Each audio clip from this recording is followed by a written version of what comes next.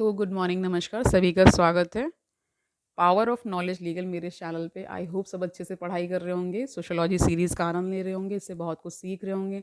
अगर ये सीरीज़ आपको कहीं न कहीं हेल्प कर रही है तो please mention in the comment section. आज हम मर्टन को कंप्लीट कर लेंगे, यानी कि उनकी जो थ्योरीज़ हैं, उनके बारे में जो भी जानना था वो हम जान चुके हैं।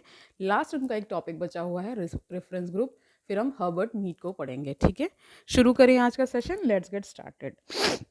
रेफरेंस ग्रुप देखिए, reference group as a concept first appeared in the archives of psychology. तो आर्काइव्स का मतलब होता है जहाँ संग्रहण किया जाता है, यानी कोई चीज़ संग्रहित करके रखी जाती है, तो वही कहा गया है। ऑफ हर्बर्ट हाइमन ने किया था ये चीज़, but it was Merton who added a functional dimension in his contribution to the theory of reference group behaviour 1950। लेकिन मर्टन ही एकमात्र ऐसे सोशोलॉजिस्ट है जिन्होंने क्या ऐड कर दिया, फंक्शनल डायमेंशन, यानी कि एक नया डायमेंशन उन्होंने ऐड कर दिया। और इनकी जो किताब है उसका नाम है contribution in the to the theory of reference group behaviour 1950 में आई, ठीक है? This theory was primarily inspired from the Samuel Stouffer's the American soldier. तो इनका देखिए एक दूसरे के वर्क से तो प्रभावित होते ही हैं ये सब, ठीक है? जितने भी सोशोलॉजिस्ट हैं वो बहुत ज़्यादा पढ़ाई करते हैं, रिसर्च करते हैं, तो इस तरह का आपको कहीं ना कहीं से उनको इंस्पिरेशन मिलती ही है। इनकी किताब ये रही, ठीक है, which highlights the feeling of relative deprivation of a soldier despite no apparent deprivation in the terms of actual hardship.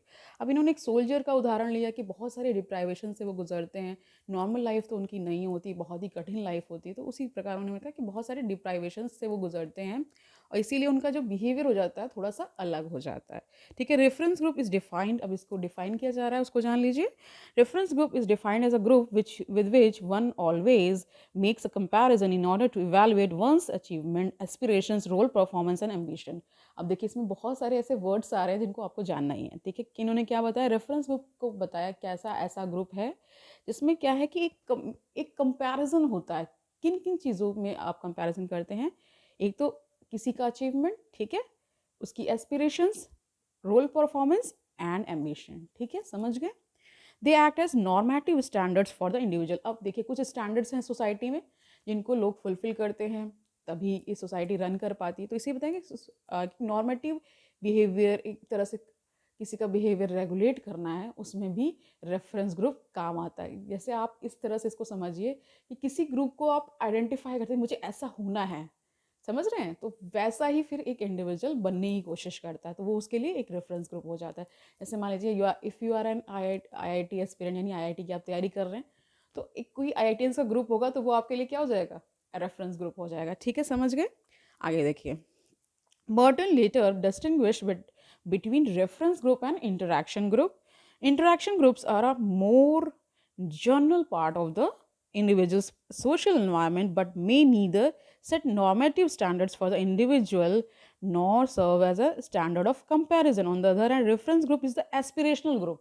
यानी रेफरेंस ग्रुप को बताया कि एस्पिरेशनल ग्रुप है and is defined in normative terms as standard of comparison. तो इन्होंने एक तरह से रेफरेंस ग्रुप और इंटरेक्शन ग्रुप में एक डिफरेंस ड्रॉ किया। इंटरेक्शन ग्रुप का मतलब जहाँ पे आप इंटरेक्ट कर रहे हैं, you are very well aware of the situations and various other things, ठीक है? तो यहाँ पे बता रहे हैं कि वो एक तरह बहुत ही जनरल चीज़ हो जाती है और एक सोशल एनवायरनमेंट का पार्ट है, यानी जहाँ पे भी आप एग्जिस्ट कर रहे हैं, किसी भी सोसाइटी का पार्ट हैं आप, तो वहाँ पे जो आप इंटरेक्शन, यानी कि जो आप विचार एक दूसरे को आदान प्रदान जो करते हैं, उसको वो ग्रुप बताया गया। अब देखिए इसमें दो टाइप्स का ग्रुप बताया गया। रेफरेंस ग्रुप को दो और भागों में विभाजित किया गया, membership groups and non membership groups, ठीक है? तो further according to Merton, reference groups can be of two और more types, positive and negative reference group. Positive reference groups are the ones that individuals wishes to join. अब देखिए इन्होंने और इसका वर्गीकृत कर दिया पॉजिटिव और नेगेटिव ग्रुप्स में, ठीक है? तो ये पॉजिटिव को बता रहे हैं, पॉजिटिव रेफरेंस ग्रुप में बता रहे हैं कि इंडिविजुअल जिसको ज्वाइन करना चाहता है, ठीक है, ठीक है? और दूसरा नेगेटिव है जिसको वो अवॉइड करना चाहता है, तो वो नेगेटिव रेफरेंस ग्रुप हो गया। He also gives the concept of anticipatory socialization in which individual starts to behave in a manner in which members of aspirational reference group behave। अब देखिए इन्होंने क्या किया है, एक कॉन्सेप्ट भी दिया। क्या दिया? कौन सा कॉन्सेप्ट है? Anticipatory socialisation. समझ पा रहे हैं? इस वर्ड को पकड़िए। एंटीसिपेटरी क्या होता है? यानी कि कुछ ऐसा जिससे हम एंटीसिपेट करते हैं ना, ठीक है? तो कह रहे हैं कि in which individual starts to behave in a manner, यानी कि जैसे मान लीजिए आपको किसी की तरह बनना है तो आप वैसा बिहेव करने लगते हैं, ठीक है। और एक तरह से ऐसे ग्रुप का पार्ट हो जाते हैं जो आपके लिए एस्पिरेशनल है, ठीक है। It leads to change in the value system of individual and it facilitates easy merger of individual in the aspirational group। अब देखिए इसमें क्या होता है, धीरे धीरे जैसे आप किसी को इमिटेट भी करते हैं तो आप में चेंजेस आना शुरू हो जाते हैं। तो कह रहे हैं कि एक तरह से ये भी क्या करता है, एक तरह से फैसिलिटेट करता है, यानी एक तरह से आपको प्रोत्साहित करता है ईजी मर्जर के लिए, यानी विलय के लिए, ठीक है, कि जो भी आप जिस भी एस्पिरेशन ग्रुप का पार्ट होना चाहते हैं, ठीक है। He also sees some dysfunctional aspects of anticipated socialisation in case of close systems. In such a situation an individual becomes a pariah in his own social group and also fails to gain entry into the reference group and is reduced to marginal। अब देखिए marginal man वो होता है जहाँ पे उसकी basic necessities जो पूरी होनी चाहिए वो भी बहुत हद तक नहीं हो पाती, उसी को मार्जिनल मैन कहा जाता है। यानी एक तरह से अंत में जो एक पंक्ति है, मान लीजिए कोई लाइन है उसमें जो अंत में खड़ा है, उसको मार्जिनल कहा जाता है, ठीक है। आगे देखिए, it is totally up to the an individual to decide what reference group one will make. So a membership group के may not be a reference group but non membership can be. अब इन्होंने एक तरह से बता दिया कि क्या है मेंबरशिप ग्रुप और क्या नहीं है, और कौन सा होगा कौन सा नहीं होगा, ठीक है। तो कह रहे हैं कि ये इंडिविजुअल पे टोटली डिपेंड करता है कि वो कौन सा ग्रुप बनाता है और कौन किस ग्रुप को ज्वाइन करता है। तो कह रहे हैं कि कभी कभी क्या हो सकता है कि मेंबरशिप ग्रुप जो है वो रेफरेंस ग्रुप नहीं माना जाएगा, बल्कि नॉन मेंबरशिप जो वाला ग्रुप होगा उसको मान लिया जाएगा, ठीक है। Merton also suggested some factors which are decisive in making a group or reference group। अब इन्होंने कुछ फैक्टर्स बता दिए जो डिसाइसिव होंगे, यानी निर्णायक होंगे एक रेफरेंस ग्रुप को समझने के लिए, उसको मानने के लिए कि ये रेफरेंस ग्रुप है, ठीक है।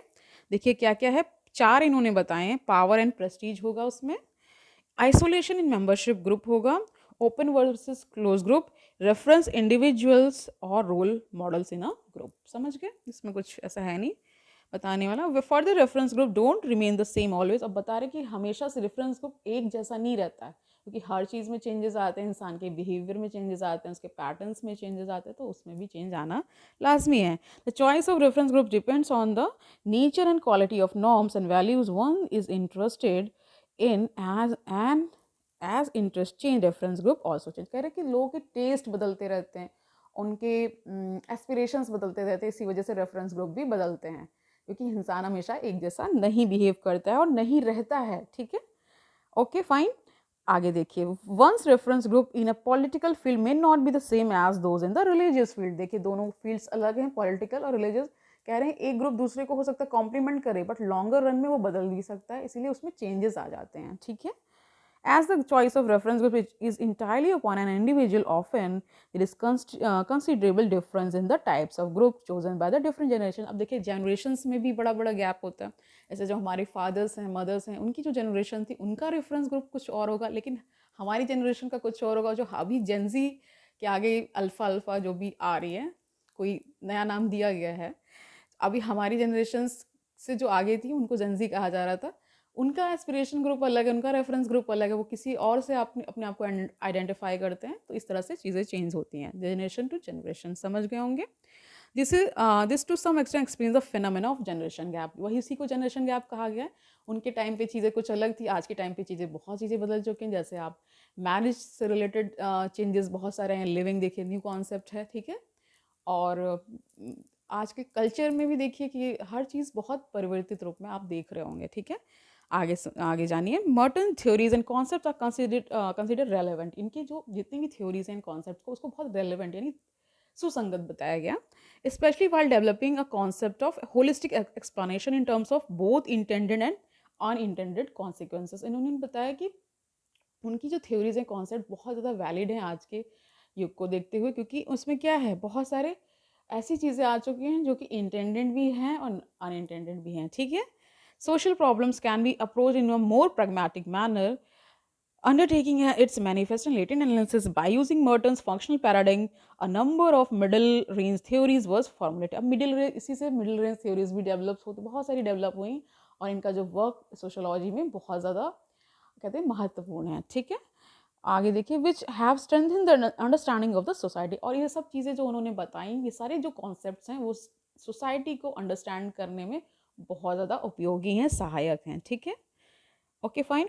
एग्जाम्पल देख लीजिए। For example, his theory of deviance has led to the development of a number of sub cultural theories of deviance. अब मैंने पहले ये बताया था डेवियंस क्या होता है, यानी कि नॉर्मल बिहेवियर से जो अलग थोड़ा सा हो जाता है, डेविएट कर जाता है, उसी को डेविएंट थ्योरी उन्होंने बताया था, डेवियंस बताया था। और उन्होंने बताया कि बहुत सारे कल्चर्स में ये चीज़ पाई जाती है कि नॉर्मल जो वहाँ का नॉर्मेटिव स्टैंडर्ड्स हैं उसको लोग, बहुत सारे लोग चैलेंज करके कुछ नया करते हैं, कुछ नया, जैसे मैं उसमें रिबेलियन भी था, ठीक है, और बहुत सारी चीज़ें थी ना, ग्रुप उसी में आ जाते हैं लोग बहुत सारे, जिसमें कि उनकी न्यू आइडियाज़ उस सोसाइटी को चैलेंज करते हैं, जो इसीलिए तो सोसाइटी फिर क्या करती है, ग्रो करती रहती है ना।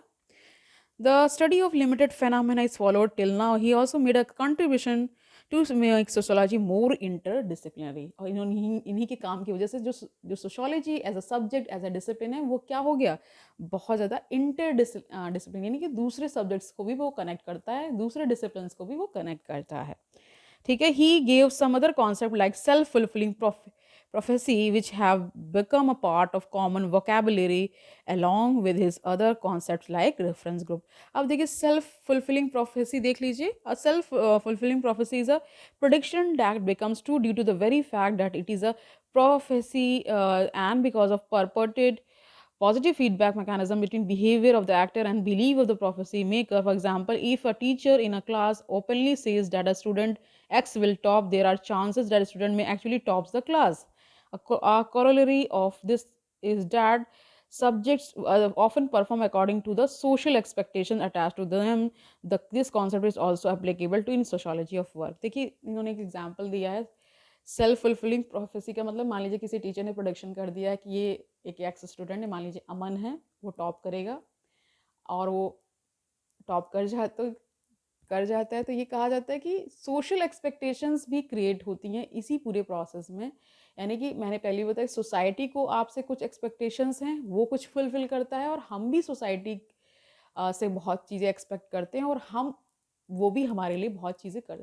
सोसाइटी क्या है, देखिए, इंडिविजुअल की एक अपनी चॉइस है, और जो बहुत सारे लोगों की चॉइसेस और उनके पैटर्न सेम हो जाते हैं, वो एक सोसाइटी बना देते हैं। और हर कॉन्टेक्स्ट में चीज़ें चेंज होती हैं। यानी आज हम इस चीज़ की बात कर रहे हैं तो इसका एक रूप देख रहे हैं, डिफरेंट कॉन्सेप्ट्स की बात है तो दूसरा रूप भी देखते हैं। एक ही चीज़ को समझने के लिए बहुत सारे माध्यम बनाए जा सकते हैं। तो आज के लिए इतना ही रखते हैं। कल से हम क्या स्टार्ट करने वाले हैं, हर्बर्ट मीड को पढ़ेंगे, उनके बारे में जानेंगे, उनके कॉन्सेप्ट, उनके जो भी उनकी थ्योरीज हैं उनके बारे में जानेंगे, ठीक है। आई होप आपने एंजॉय किया होगा आज का सेशन। अगर कोई दिक्कत परेशानी आ रही है तो मुझे बताइए, मैं आपकी जो भी क्वेरी होगी उसको सॉल्व करने की कोशिश करूँगी, ठीक है। कल मिलते हैं, तब तक आनंद से पढ़िए। Don't take burden. All the best.